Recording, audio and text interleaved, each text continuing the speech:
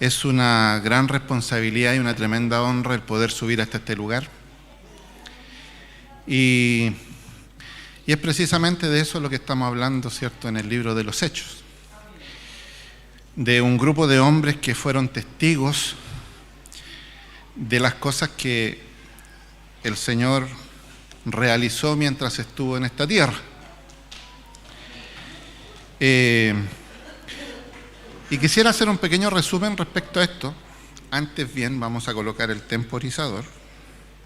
¿Ya? No me quiero pasar, porque mis hermanos predicadores son muy amorosos y nos recuerdan cada vez que nos pasamos un minuto. Así que doy gracias a Dios por ello. Hay un pequeño resumen que quiero hacer respecto al libro de los Hechos, porque hemos venido viendo diferentes cosas que han sucedido y que hasta hoy, ¿cierto?, hasta la semana pasada, teníamos dos acontecimientos importantes. El primero de ellos, ¿cierto?, comienza obviamente con la aparición de nuestro Señor Jesucristo, con pruebas indubitables de su resurrección a muchas personas, entre ellos primeramente a los discípulos, ¿cierto?, y posteriormente a un montón de personas más, en donde podemos ver la gracia y la misericordia y una orden que le da a los que esperaban, ¿cierto? Ahí en Hechos 1:8, donde dice: y recibiréis poder cuando haya venido sobre vosotros el Espíritu Santo. Pero hay una expresión que me gusta mucho que viene posterior a eso y dice: y me seréis testigos. Y es eso lo que los predicadores hacemos en este lugar, ser testigos de las cosas que hemos leído, que hemos oído, ¿cierto?, para poder compartir con otros. Y los apóstoles, ¿cierto?, tenían que ser testigos de las cosas que habían visto, porque lo vieron con sus propios ojos, y de las cosas que habían oído. Y no solamente eso, sino que Dios les muestra una carta de ruta, donde les dice: y me seréis testigos en Jerusalén, en Judea, en Samaria y hasta lo último de la tierra. Y en este minuto aún estamos en Jerusalén. Posterior a eso, ¿cierto?, ellos esperando. ¿Se acuerda usted que llegó el día de Pentecostés? ¿Cierto?, que era el día número 50, en donde ellos tenían que esperar, y llega ese día, después de la Pascua, en donde todos son llenos del Espíritu Santo y se muestran evidencias de eso. Y una de esas evidencias fue el haber hablado en lenguas, ¿cierto? No porque las lenguas fueran angelicales, sino que el poder de Dios transformó su lengua de manera que todos entendían en el idioma en que estaban escuchando. Y dice Pedro, junto con los 11 como una unidad, como testigos, se para y empieza a dar su primer discurso, en donde se convierte en 3.000 personas. Posterior a eso, Lucas hace un resumen, hace una especie de glosario, de sumario, donde él, ¿cierto?, expone lo que sucedía después de estos días. Después, en el capítulo número 2 al 3, después de un cierto periodo, Lucas dice: pero cierto día, Pedro y Juan, iban al templo a orar, y en la puerta, la hermosa del templo, ¿cierto?, estaba este cojo que es sanado. Y vemos este segundo proceso donde se produce una oposición externa a la iglesia, en donde estaban los saduceos, ¿cierto?, y empiezan a tratar de hacer que no hablaran más en este nombre. Pero muy sabiamente el apóstol, ¿cierto?, les dice: juzgad vosotros qué es más justo, si obedecerlos a ustedes o obedecer, ¿cierto?, al Señor. Porque no podemos dejar de decir lo que hemos visto y lo que hemos oído. Porque somos testigos, nosotros somos testigos ante el mundo de las cosas, ¿cierto?, que hemos aprendido en este lugar y de lo que Dios ha hecho en nuestras vidas. Y ocurre, ¿cierto?, todo este encarcelamiento, ¿cierto?, el concilio, donde se produce todo esto que hemos visto en esta última semana. Y se produce una especie de glosario, ¿cierto?, que es un solo verso que leyó nuestro hermano Eleazar en la última reunión. Y venimos ahora a entrar a llamémosle, tercera parte de este libro de Hechos, donde ocurre algo particular. En este libro vamos a encontrar muchas primeras cosas. Y encontramos la primera dificultad interna de la iglesia. Y como bien decía nuestro hermano Juan Carlos, ¿cierto? Vamos a hablar un poco de lo que es los pecados de la iglesia. Yo le pregunto, ¿cierto? Cuando uno se mira a sí mismo y nosotros escuchamos la palabra y decimos, no hay ninguna cualidad en mí. No hay nada que yo pueda hacer, ¿cierto? Para poder agradar al Señor, porque todo lo hizo Él. Pero cuando se nos dice cuáles son las cosas que no agradan a Dios, la verdad es que no nos sentimos muy bien, ¿verdad? No nos gusta que nos digan cuáles son los errores que cometemos. Pero no se preocupe porque no vamos a hablar de eso, vamos a hablar de la palabra primeramente, ¿cierto? Y vamos a ir al contexto de lo que estamos viendo. Y vamos a leer el libro de los Hechos en el capítulo 4, del verso 32 al verso 5 del capítulo 11, del capítulo 5. Yo lo voy a leer como siempre en la Biblia de las Américas, para que si lo pueden cambiar ahí, que tiene la de 1960. Lo leo siempre y aclaro esto porque mi Biblia es de las Américas, entonces es la que ocupo. Y dice así: la congregación de los creyentes era de un corazón y un alma. Ninguno decía ser suyo lo que poseía, sino que todas las cosas eran de propiedad común. Con gran poder los apóstoles daban testimonio de la resurrección del Señor Jesús, y había abundante gracia sobre todos ellos. No había pues ningún necesitado entre ellos, porque todos los que poseían tierras o casas las vendían, traían el precio de lo vendido y lo depositaban a los pies de los apóstoles, y se distribuía cada uno según su necesidad. Y José, un levita natural de Chipre, a quien también los apóstoles llamaban Bernabé, que traducido significa hijo de consolación, poseía un campo y lo vendió. Trajo el dinero y lo depositó a los pies de los apóstoles. Pero cierto hombre llamado Ananías, con Safira su mujer, vendió una propiedad y se quedó con parte del precio, sabiéndolo también su mujer. Y trayendo la otra parte, la puso a los pies de los apóstoles. Pero Pedro dijo: Ananías, ¿por qué ha llenado Satanás tu corazón para mentir al Espíritu Santo y quedarte con parte del precio del terreno? Mientras estaba sin venderse, ¿no te pertenecía? Y después de vendida, ¿no estaba bajo tu poder? ¿Por qué concebiste este asunto en tu corazón? No has mentido a los hombres, sino a Dios. Y al oír estas palabras cayó y expiró, y vino un gran temor sobre todos los que lo supieron. Entonces los jóvenes se levantaron y lo cubrieron, y sacándolo le dieron sepultura. Como 3 horas después entró su mujer, no sabiendo lo que había sucedido, y Pedro le preguntó: dime, ¿vendieron el terreno en tal precio? Sí, ese es el precio, dijo ella. Entonces Pedro le dijo: ¿por qué se pusieron de acuerdo para poner a prueba al Espíritu del Señor? Mira, los pies de los hombres que sepultaron a tu marido están a la puerta y te sacarán también a ti. Al instante ella cayó a los pies de él y expiró. Al entrar los jóvenes la hallaron muerta, entonces la sacaron y le dieron sepultura junto a su marido. Y vino gran temor sobre la iglesia y sobre todos los que supieron estas cosas. Un tanto difícil, ¿cierto?, el poder determinar, ¿cierto?, las cosas que acontecieron aquí. Pero fíjese que, como le decía, Lucas parte con un glosario, termina cada etapa con un glosario. Sin embargo, en esta ocasión, él empieza con un glosario. Empieza con un sumario. O un resumen de las cosas que acontecieron. Cada vez que terminaba algo, él hacía un resumen de lo que estaba pasando en ese contexto. Pero ahora él termina, después que los apóstoles son liberados, ¿cierto?, y que se produce esta oración tan maravillosa que hace la iglesia, en donde ellos claman a Dios y muestran, ¿cierto?, y sabiendo que todas las cosas están en su poder, rogaban a Dios que les diera más gracia para poder predicar la palabra, para poder, ¿cierto?, ir y ser testigos con mayor valor.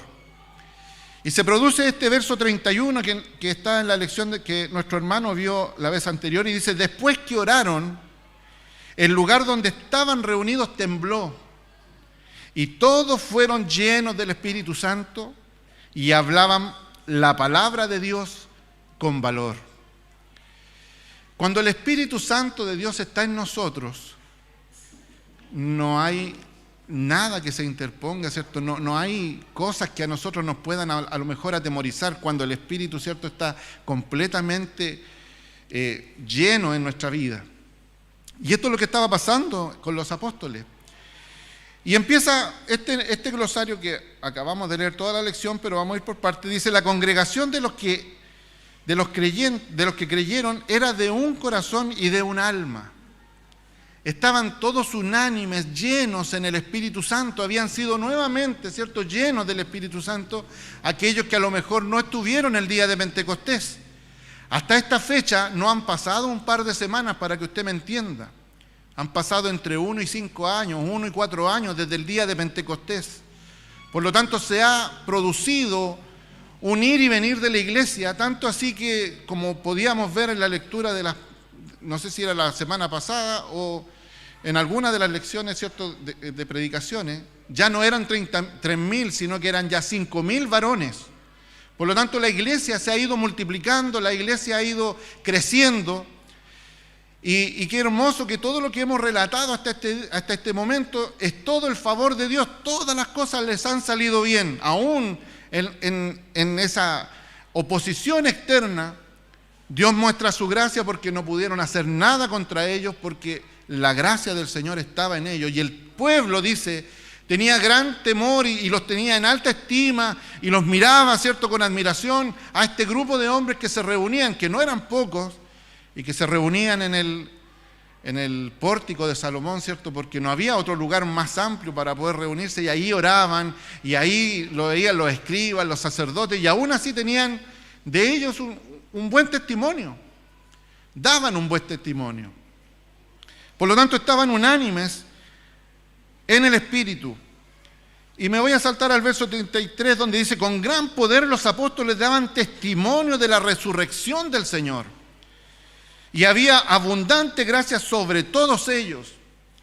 Y fíjese que la resurrección del Señor y dar testimonio de la resurrección del Señor no es cualquier cosa.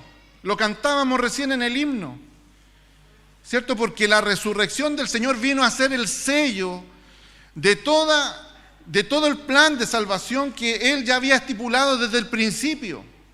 Y discúlpeme, usted se va a reír, pero en Génesis 3:15 dice la palabra, y usted ya se la debe de saber de memoria, que la simiente de Satanás se herirá a esta simiente de la mujer, pero será vencida por esta simiente. Y en la cruz es precisamente lo que acontece cuando la simiente de la mujer es herida. Cristo mismo es herido, pero en esa cruz y en su resurrección se establece ya definitivamente todas las promesas que se han hecho durante todo el Antiguo Testamento y durante lo que está sucediendo ya en este Nuevo Testamento. Por lo tanto, es importante cuando ellos dan testimonio de Jesús, dan testimonio de la resurrección del Señor. Y es importante como lo muestran ellos. Y quiero mostrarle algunos versos, ¿cierto? Dice Hechos 1:3. Dice: a esto también, después de su padecimiento, Cristo, una vez resucitado, ¿cierto?, se presentó vivo con muchas pruebas convincentes, apareciéndoseles durante 40 días y hablándoles de lo relacionado con el reino de Dios. Es una prueba indubitable del poder de Dios, es una prueba indubitable de que todo lo que se había dicho era real, era inamovible. No había contradicción en todas estas cosas. Fíjese usted lo que dice el capítulo 2, 23 y 24, dice, cuando están en el primer sermón de Pedro, ¿cierto? Dice: este fue entregado por el plan predeterminado y previo conocimiento de Dios. Y ustedes lo clavaron en una cruz por manos de impíos y lo mataron. Pero Dios lo resucitó poniendo fin a la agonía de la muerte, puesto que no era posible que Él quedara bajo el dominio de ella, puesto que no era posible que Él quedara bajo el dominio de ella. Es importante que entendamos que la resurrección es un acontecimiento universal. Es a través de la resurrección que usted va a poder obtener las promesas. Si Cristo no hubiera resucitado, la verdad que no habría testimonio de que Él fue el Hijo de Dios. Mire lo que dice el capítulo 4, el verso 10 y 11. Dice: sepan todos ustedes, ¿cierto? Cuando Él está frente al concilio, dice: sepan todos ustedes y todo el pueblo de Israel que en el nombre de Jesucristo el Nazareno, a quienes ustedes crucificaron y a quien Dios resucitó, está nuevamente dando testimonio de la resurrección de Cristo. A quien resucitó de entre los muertos, por Él este hombre se halla sano delante de ustedes. ¿Cierto? Él dice: miren, ¿por qué piensan que por nuestra prudencia, por lo que nosotros somos, este hombre está aquí? No, no es por nosotros, es por el que ustedes crucificaron y por aquel que resucitó. Y está dando testimonio, ¿cierto?, de esta resurrección. Y lo vemos aquí en este verso que acabamos de leer, ¿cierto? Con gran poder los apóstoles daban testimonio de la resurrección del Señor Jesús y había abundante gracia sobre todos ellos. Pero también hay otra parte. En el primer verso que leímos dice: ninguno decía ser suyo lo que poseía, sino que todas las cosas eran de propiedad común. Y el verso 34 dice: no había pues ningún necesitado entre ellos, porque todos los que poseían tierras o casas las vendían, traían el precio de lo vendido y lo depositaban a los pies de los apóstoles, y se distribuía a cada uno según su necesidad. Esto no es nuevo, ya lo leímos. Y ha pasado desde, como le decía, en los últimos 3 o 2 años, no sé, 4 años, el tiempo que haya pasado no está determinado completamente. Pero el tiempo desde Pentecostés hasta este día no ha pasado solamente en esta ocasión. Y lo podemos ver en el glosario, ¿cierto?, que nuestro hermano Jovino leía hace unos días atrás. En el verso 43 del capítulo 2 dice: sobrevino temor a toda persona, y muchos prodigios y señales se hacían por los apóstoles. Todos los que habían creído estaban juntos y tenían todas las cosas en común. Vendían sus casas, sus propiedades y sus bienes, y los compartían con todos según la necesidad de cada uno. Día tras día continuaban unánimes en el templo y partiendo el pan en los hogares, comían juntos con alegría y sencillez de corazón, alababan a Dios y hallando favor con todo el pueblo. Y el Señor añadía cada día el número de ellos, los que iban siendo salvos. Y en ese resumen podemos ya ver, ya un tiempo atrás, que ya estaban compartiendo las cosas. A lo mejor, ¿cierto? Y como me tocó leer en muchas ocasiones, en varios libros, incluso hay comentaristas que dicen que este es el principio del comunismo. Pero fíjese que no es eso. Porque imaginémonos nosotros aquí, a lo mejor alguno de nosotros tiene necesidad, pobre, gracias a Dios, y lo conversábamos en la mesa con nuestro hermano Eliezer. Hoy día entre nosotros no hay pobres. No hay ninguno que no tenga un hogar donde vivir, no hay ninguno que esté, ¿cierto?, en la extrema pobreza, no hay ninguno. Pero en ese momento sí habían hombres que a lo mejor no tenían, este mismo cojo que estaba ahí pidiendo limosna, ¿cierto?, en la puerta, a lo mejor no tenía cómo sustentarse y era la única forma. Pero es importante lo que dice aquí Lucas, porque él dice que en ese momento ya no había necesidad, no había ninguno con necesidad, de manera tal que cuando surgía la necesidad de alguno, no es que todos hayan vendido sus propiedades, no es que todos, ¿cierto?, hayan puesto una tesorería común donde yo echo mi sueldo, no se trata de eso. La propiedad privada no había pasado, cada uno era dueño de sus cosas, pero en su corazón ellos entendían que sus cosas estaban para glorificar a Dios. Ellos entendían que en sus cosas ellos podían suplir las necesidades de su hermano. Eso no es comunismo. Eso, ¿cierto?, es amor de Dios. El amor de Dios que se refleja en el pueblo de Dios. De manera que había un necesitado, habían necesidades, y algunos, no todos, algunos de ellos pescaba una propiedad, la vendía, la ponía a los pies de los apóstoles, que eran los encargados de la distribución hasta ese momento, y ellos distribuían de acuerdo a la necesidad de cada uno, de manera tal que no había necesitados en el pueblo de Dios. No estamos hablando de Jerusalén, estamos hablando de la iglesia de Dios. Entonces, qué hermoso poder compartir esto. ¿Saben lo que provoca esto? Desprendimiento. Provoca que usted, ¿cierto?, y yo, cada vez que ejercitamos la ofrenda, cada vez que ejercitamos, ¿cierto?, el ayudar a un hermano, cada vez que nosotros ponemos a disposición de los demás nuestras propias cosas,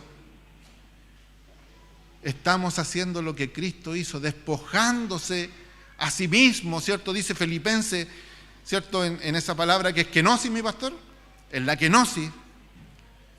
Él se vacía completamente de todos sus atributos, todo lo que poseía, por amor a usted y a mí, por amor a esta iglesia. Y ahora, ¿qué nos queda a nosotros? Ser imitadores de Él, ¿o no? Por lo tanto, los apóstoles, la iglesia en este minuto toma una posición maravillosa que tampoco significa que tiene que volver a repetirse. Esto no se vuelve a repetir. De hecho, más adelante en el libro de los Hechos nos vamos a dar cuenta de que después hubo una hambruna en Jerusalén y Pablo tiene que traer una ofrenda para poder traerle a los hermanos que en un principio se desprendieron de todo lo que tenía. Entonces no es algo que duró mucho tiempo, ni es algo que tiene que repetirse cada vez en la iglesia, sino que a lo que quiere apuntar Lucas, ¿cierto?, mostrando esto, es en qué contexto se está desarrollando la iglesia, en qué contexto, ¿cierto? Porque recordemos que el libro de los Hechos es un libro histórico.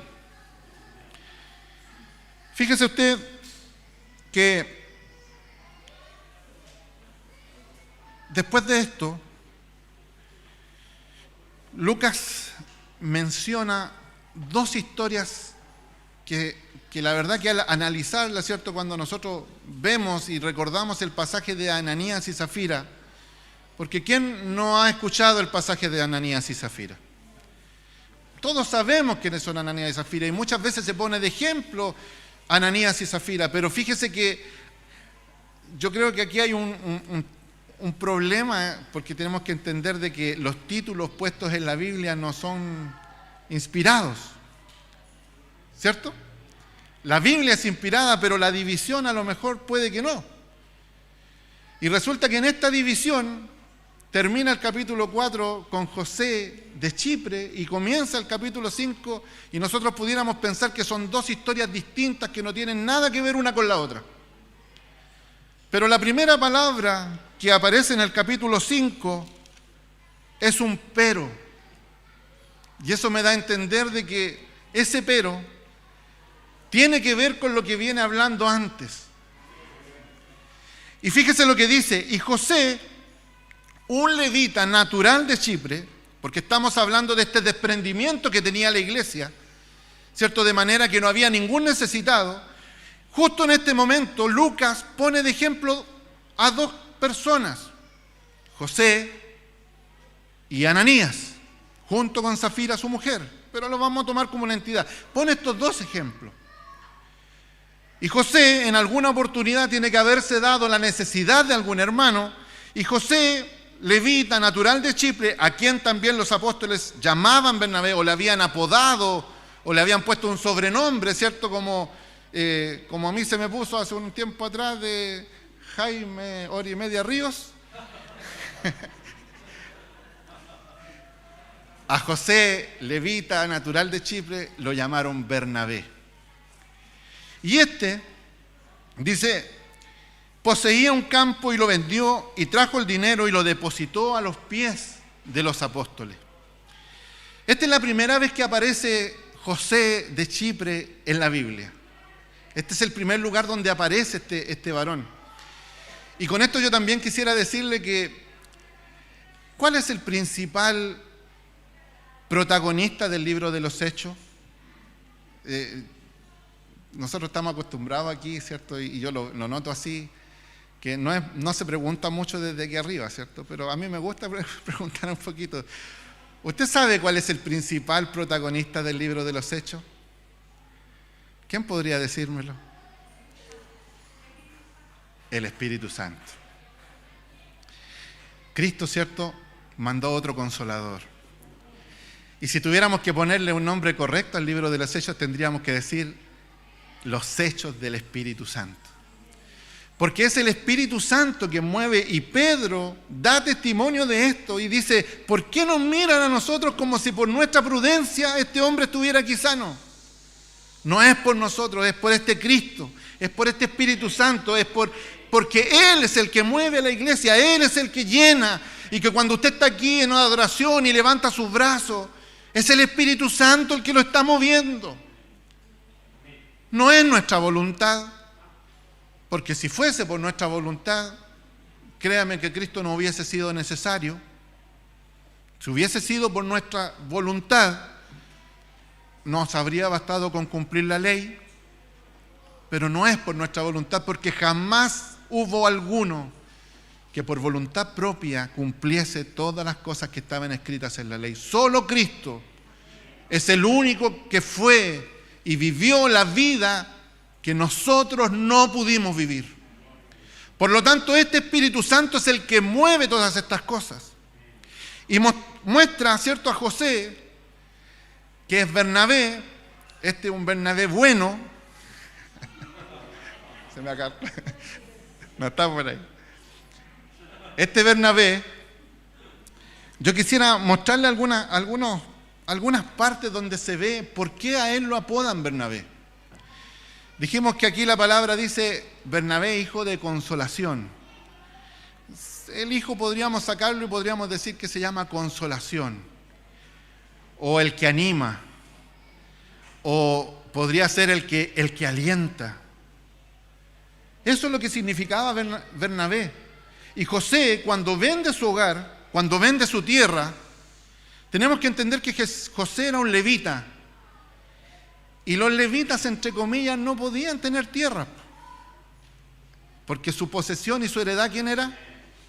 Dios. Y ellos no podían tener tierra. Pero en los tiempos de Jesús ya estaba todo tan extraviado que por eso, ¿cierto?, fue el momento preciso para que Cristo viniese. Y José tenía una tierra. No sabemos si en Chipre, si en Jerusalén, si en Judea. No tenemos idea dónde la tenía, pero tenía una posesión. Y cuando él se convierte, empieza a mirar, ¿cierto?, qué es lo que hizo Cristo por él. Y lo primero que hace es desprenderse, ¿cierto?, y tratar de mostrar, ¿cierto? No mostrar, sino que en su corazón, si un hermano estaba necesitado, él hace esto. Y vende su propiedad y la presenta delante de los apóstoles para que las necesidades de sus hermanos sean suplidas. Y no es algo que yo esté diciendo solamente aquí. Yo quiero que me acompañe a Hechos 9, versos 26 y 27. Y resulta que después que Pablo se convierte, en ese tiempo Saulo, imagínense lo que significara que un perseguidor de la iglesia estuviese encima de nosotros y que después él se convirtiera y uno lo miraría así como que, en expresión chilena, lo mastico pero no lo paso. Y resulta que Saulo estaba en esta condición, y fíjese lo que dicen estos versos. Cuando Saulo llegó a Jerusalén, trataba de juntarse con los discípulos, pero todos le temían, no creyendo que era discípulo. Pero Bernabé, este que alienta, este hijo de consolación, este que animaba, lo tomó y lo presentó a los apóstoles y les contó cómo Saulo había visto al Señor en el camino, que él le había hablado, y cómo en Damasco había hablado con valor en el nombre de Jesús. Y es Bernabé el que alienta a los apóstoles para que Pablo sea recibido en la iglesia. Y podemos ver, obviamente, después en el libro de los Hechos, Cuán gran labor hizo Pablo a través del Espíritu. Pero es Bernabé el que lo presenta, es Bernabé el que lo alienta. Y no solo eso, sino que posterior a este hecho, Pablo se va a Tarso. Saulo se va a Tarso y está ahí un tiempo. No sabemos cuántos años está ahí, se calculan algunos años. Y resulta que pasa un momento en que la iglesia de Antioquía, que lo vamos a ir estudiando más adelante, toma tanta gracia en el Señor que mandan a Bernabé y le dicen, anda a hacerte cargo de la iglesia de Antioquía. Y él ve, y lo podemos ver en el verso 11, capítulo 11, versos 21 y 26, dice, la mano del Señor estaba con ellos y gran número que creyó se convirtió al Señor, de los hermanos que estaban en Antioquía. La noticia de esto llegó a todos los oídos de la iglesia de Jerusalén y enviaron a Bernabé a Antioquía, el cual, cuando vino y vio la gracia de Dios, se regocijó y animaba a todos los que con corazón firme permanecían fieles al Señor, porque era un hombre bueno y lleno del Espíritu Santo y de fe, y una gran multitud fue agregada al Señor. No es que le haya sido bueno, lo dice aquí, era un hombre lleno del Espíritu Santo. Bernabé salió rumbo a Tarso porque se acordó que Pablo estaba allá para buscarlo, para buscar a Saulo, y cuando lo encontró lo trajo a Antioquía. Y se reunieron con la iglesia por todo un año y enseñaban a las multitudes, y a los discípulos se les llamó cristianos por primera vez en Antioquía.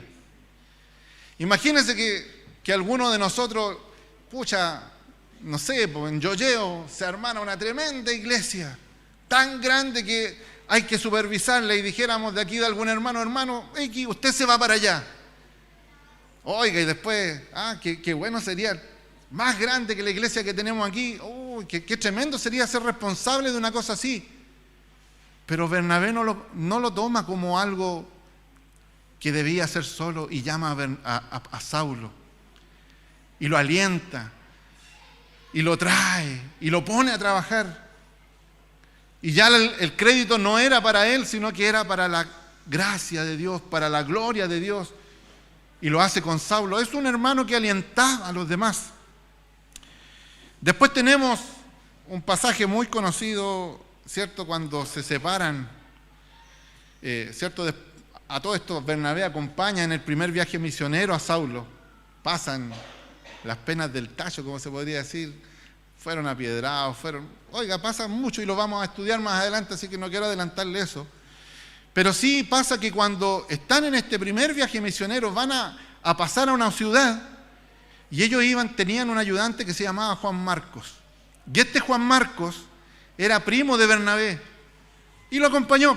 Pero en cierto momento Juan Marcos se arrepiente y dice, no, yo me devuelvo, yo no soy para esto. Y Juan Marcos se devuelve. Y hacen todo el primer viaje misionero, llegan a Antioquía, se devuelven a Jerusalén, dan el informe.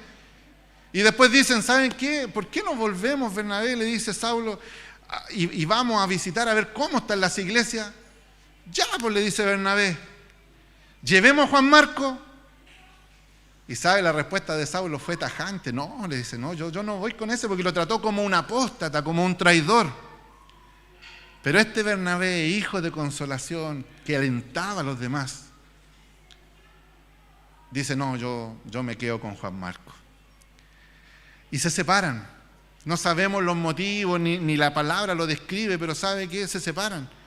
Y Pablo se va con Silas y se va por el otro lado, se va por Tarso, por donde vivía él.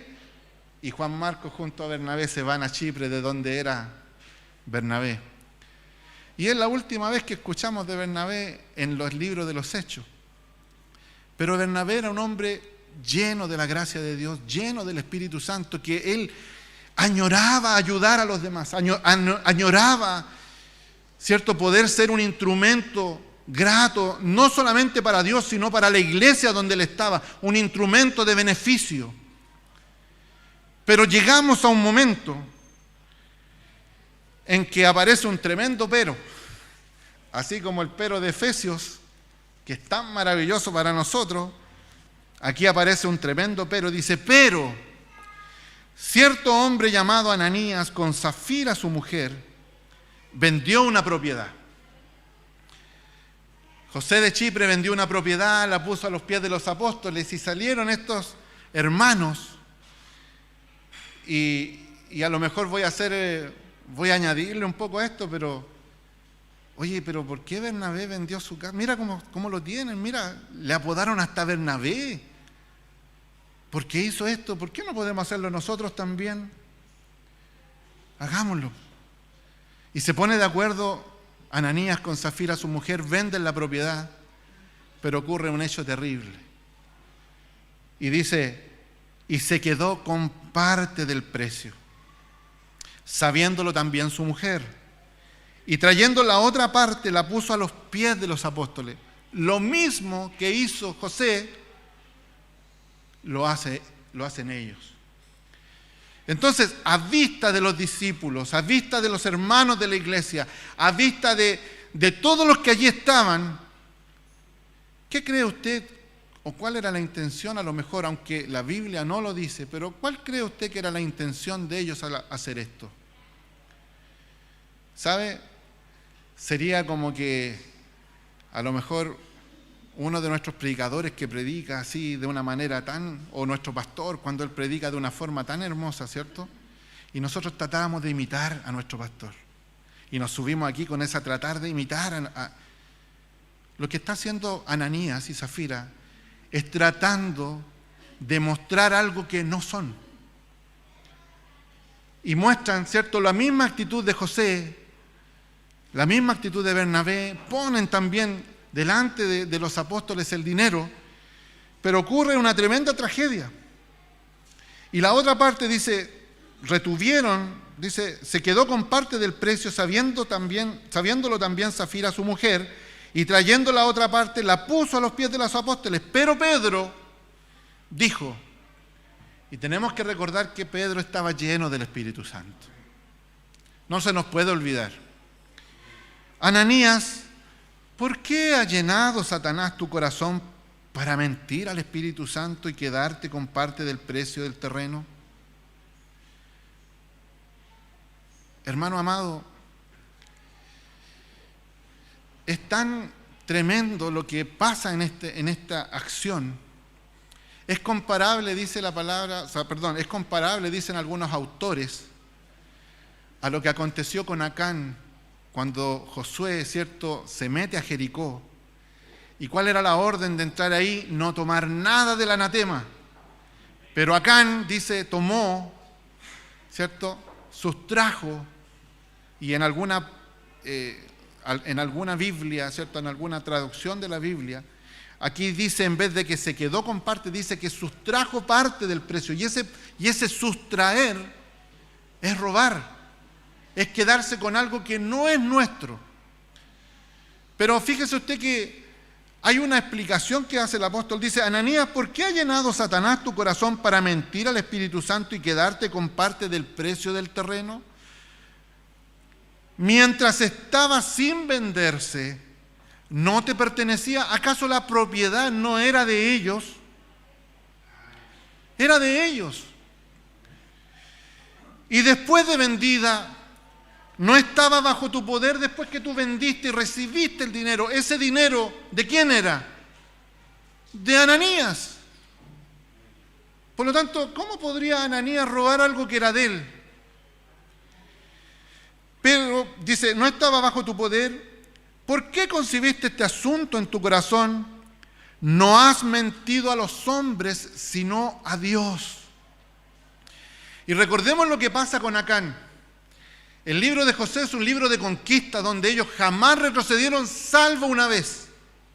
La única vez en 32 o 33 batallas, no sé cuántas fueron, 32 batallas creo que fueron, en un lapso casi de 3, 4 años, nunca retrocedieron porque Dios peleaba por ellos, salvo una vez cuando uno de ellos toma algo que no le pertenecía.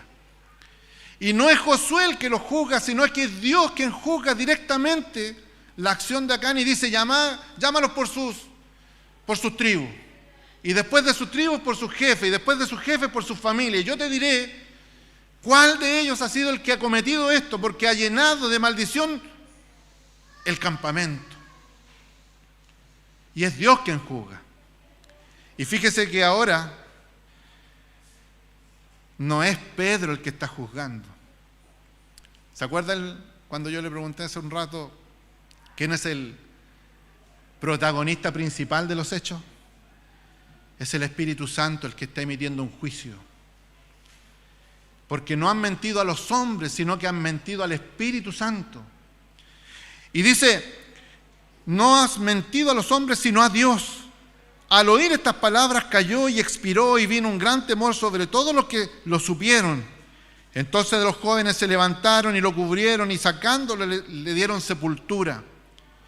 Como 3 horas después entró su mujer, no sabiendo lo que había sucedido, y Pedro le preguntó, dime, ¿vendieron el terreno en tal precio? Sí, ese fue el precio. Pero fíjese que lo que castiga a Dios no es que ellos hayan sustraído parte del precio. ¿Me escucha, cierto? Es que hace calor, yo lo entiendo. Mire, yo aquí estoy como trujando un poquitito ahí la camisa. Pero fíjese que lo que Dios castiga no es la acción de sustraer del precio. Porque Pedro se lo da a entender. Mira, tú vendiste la casa, no tenías que venderla. Nadie te pidió que la vendiera. Esto no es comunismo. Esto es por amor. Es por poder compartir con el hermano necesitado. Entonces, cuando tú tenías tu propiedad, ¿no era tuya? Y si la vendiste, cuando tú recibiste el dinero, no estaba en tu poder, no era tuyo el dinero.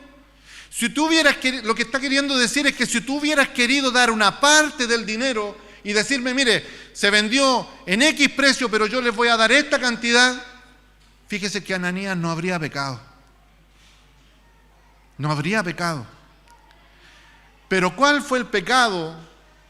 Sí, lo dice aquí, mentir a Dios. Pero fíjese que ese es el pecado evidente que se ve, lo que se ve a simple vista. Pero hay un pecado más profundo y más grave que el haber solamente mentido a Dios. Y ese pecado se llama hipocresía. Y la hipocresía es algo terrible. En algún pasaje de la Biblia dice, cuídate de estos que son como lobos vestidos, como lobos vestidos con piel de oveja, ¿cierto? Se ven como ovejas, caminan como ovejas, hablan como ovejas, pero por dentro son lobos rapaces que lo único que van a hacer es no tener piedad del rebaño. Les dice en alguna oportunidad el apóstol. Entonces la hipocresía, fíjese que yo soy muy de definiciones. Y entre paréntesis, esto no significa que este juicio, porque es un juicio divino, hay autores que si usted los lee, le van a decir, mire, a lo mejor fue tal la impresión que tuvieron cuando Pedro los encara que le dio un patatú al corazón y se murió. Y después Pedro ni siquiera le avisó que su mujer estaba muerta, o sea, su esposo estaba muerto, sino que le dice a Zafira lo mismo y de la impresión también le dio un patatú y se murió. No. Esto es un juicio divino. Quiero que usted se lo enmarque bien en su cabeza. Esto es un juicio divino porque Dios es santo. Y Dios no tranza con el pecado. Él no puede soportar el pecado. La única razón por la cual Dios soporta nuestro pecado se llama Cristo. Esa es la única razón por la cual Dios nos mira a misericordia, porque Cristo llevó sobre Él toda la ira que era para nosotros. Pero Él no tranza con el pecado y Él muestra a la iglesia y lo deja como un antecedente de que estas cosas, aunque estaban llenos del Espíritu Santo, no son tolerables. Ananías y Zafira eran cristianos, eran evangélicos. ¿Qué cree usted? La palabra no lo dice, pero a lo mejor lo podemos deducir de alguna manera. Si ellos mintieron al Espíritu Santo, ¿no era porque tenían una relación con el Espíritu Santo? Porque si no hubieran tenido relación con el Espíritu Santo, ¿a quién le hubieran mentido? No le hubieran mentido a nadie. Entonces a lo mejor sí eran cristianos. Y eso no nos deja exentos a nosotros de los errores. No nos deja exentos a nosotros de decir, mire, nosotros tenemos que ser una iglesia perfecta. No hay iglesia perfecta. ¿Me escucha, cierto? No hay una iglesia perfecta, cometemos errores. Y esos errores que nosotros cometemos, Dios, salvo por Jesucristo, no los tranza. Nuestro pecado fue clavado en la cruz. Pero si nosotros no tuviésemos a Cristo, sabemos que estamos bajo una condenación. Pero bendito Cristo, porque Él nos cubre. Él fue el aval. Y se me acabó el tiempo. Y dice, la hipocresía, y voy a ser bien cortito. La hipocresía es el acto de fingir sentimientos o cualidades que en realidad contradicen lo que verdaderamente se siente o se piensa. La sociedad actual basa su aprobación de la hipocresía basado en un buen funcionamiento de la misma, porque para ellos conlleva tolerancia, dejar que el resto pueda desarrollarse, pero la realidad es que nadie ostenta ser hipócrita. Tenemos un compañero de trabajo que nos hace la vida imposible, ¿cierto? ¿Por qué? No lo sabemos, pero cuando resulta que está el jefe, él nos dice, sí, pase nomás. Pero es porque necesita que todo se mantenga de una manera y justifican la hipocresía de esa manera. Pero fíjese, dice, pero la realidad es que nadie ostenta ser hipócrita. Es algo secreto y aún oscuro dentro de nosotros mismos porque no es algo que pueda hacerse honestamente, con sinceridad, ya que trae consigo la envidia, el odio y nos lleva a ser infieles como lo fueron Ananías y Zafira. Ellos no dieron por amor, ellos dieron para obtener los mismos beneficios que José. Ellos dieron para poder alcanzar una posición delante de la iglesia que cuando los miraran, vieran a José y dijeran, oh, mira, ahí viene José, mira, acá viene Ananías. Uy, vendió su casa por amor a nosotros. No, él no estaba buscando eso de corazón. Lo estaba buscando con artimañas. Conlleva odio, nos lleva a ser infieles, ya que el hipócrita no muestra lo que realmente es o siente. No es el mismo delante de ciertas personas que cuando está con otras. No se desenvuelve de la misma manera en público como cuando está solo. El hipócrita dice cosas que no siente. Promete cosas que de antemano sabe que no va a cumplir. Hace cosas para poder obtener un buen nombre delante de todos. Defiende puntos de vista aún que no son correctos, pero se quiere ver como una persona íntegra, inteligente. Y la falta de honestidad, la falta de integridad es edificar sobre la arena. Porque si usted edifica en la hipocresía, usted se muestra de una manera que no es. Delante de Dios no puede ocultarlo. Lo contrario a la hipocresía, y lo hablaba nuestro pastor en la mañana, es la integridad. La palabra integridad proviene del latín y en el fondo significa que algo está completo, está entero, que no se está fraccionado o dividido, que no le falta nada. Por lo que una persona que es íntegra, es honesta, es genuina, se puede confiar en ella. Es la misma persona estando en solitario que estando en público. Es una persona que aunque piense diferente a otro, no existe odio en él. La integridad es una gracia que Dios nos concede. Y José fue íntegro delante de Dios porque él miró su condición y dijo, chuta, tengo una heredad que no me corresponde, no. Y la entregó por amor a aquellos que sí la necesitaban. Y no lo hizo para tener una posición, no lo hizo para ser visto, lo hizo para que Dios fuera glorificado. Nos bendiga el Señor. Preguntas, ¿estamos comprometidos con el cuerpo de Cristo? Le voy a cambiar la palabra. ¿Estamos comprometidos con gracia soberana?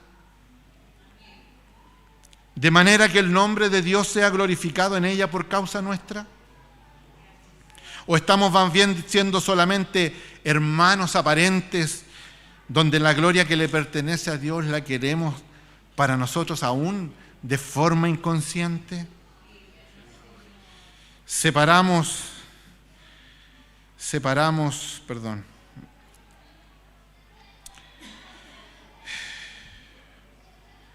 Mire, separamos nuestra vida secular de la vida espiritual.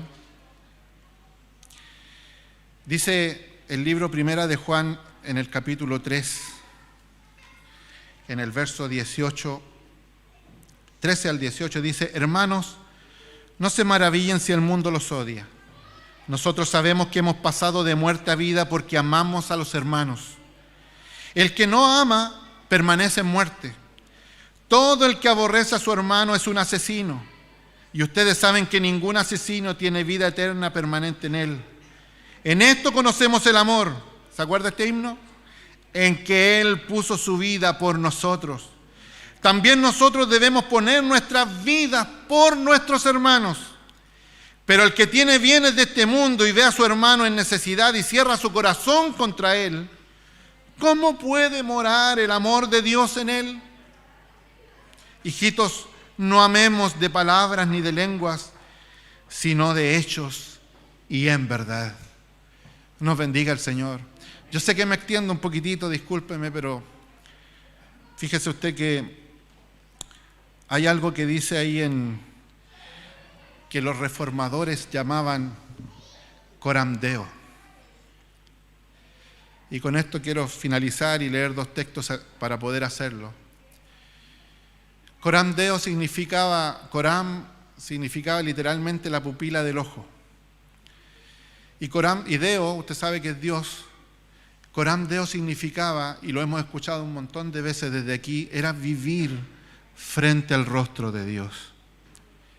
Vivir en la presencia de Dios. Vivir como que su mirada está posada sobre mí a cada instante. Y es así. Pero yo estar consciente de eso, vivir de una manera íntegra delante de Él, de la manera en la que pienso, yo desenvolverme. No pensar de una manera y desenvolverme de otra para sacar un beneficio. Eso no es vivir coram deo. Coram deo significa vivir como lo hizo José.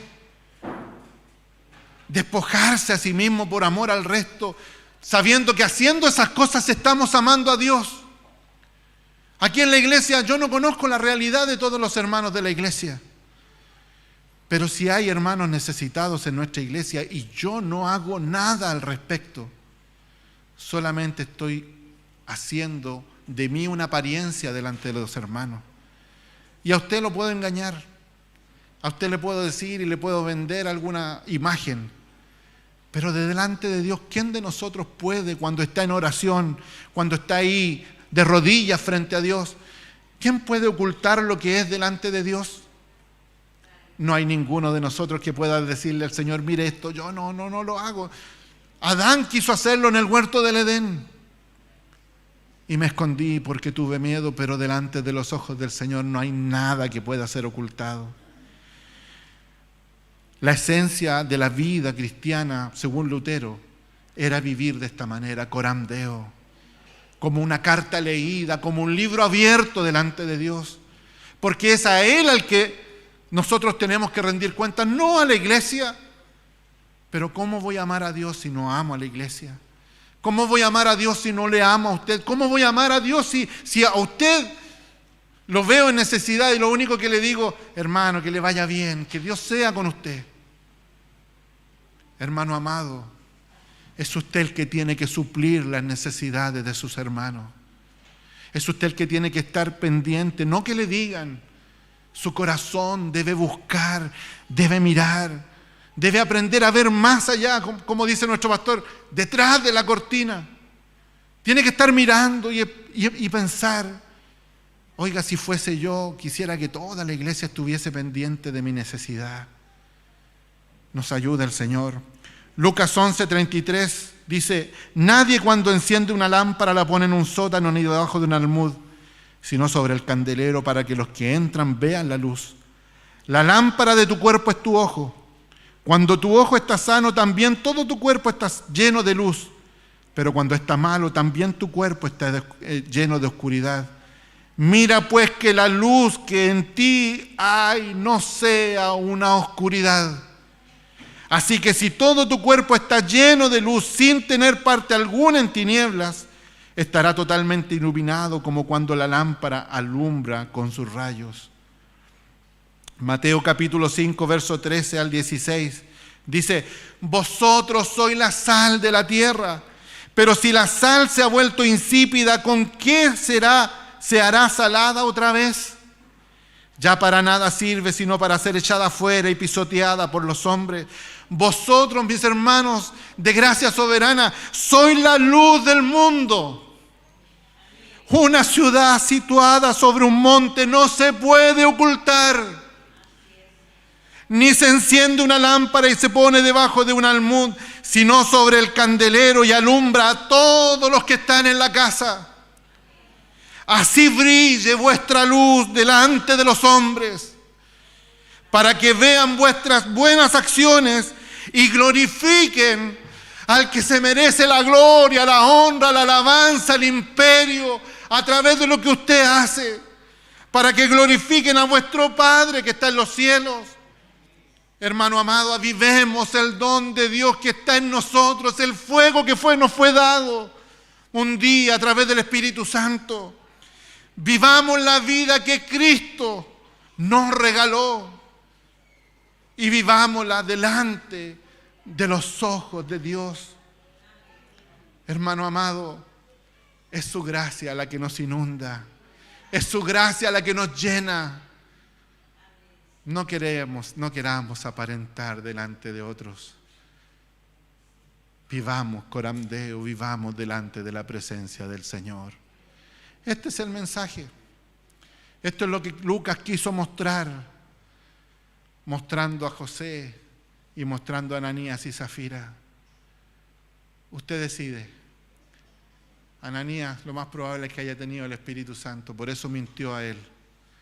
Y nosotros, que estamos aquí en esta tarde, ¿cuál es nuestra forma de vivir en la gloria de Dios? Hagámoslo delante de su rostro. Le voy a pedir que se ponga de pie. Oremos al Señor.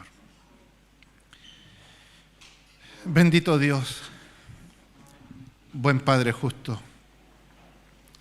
te damos gracias, Señor, en esta tarde.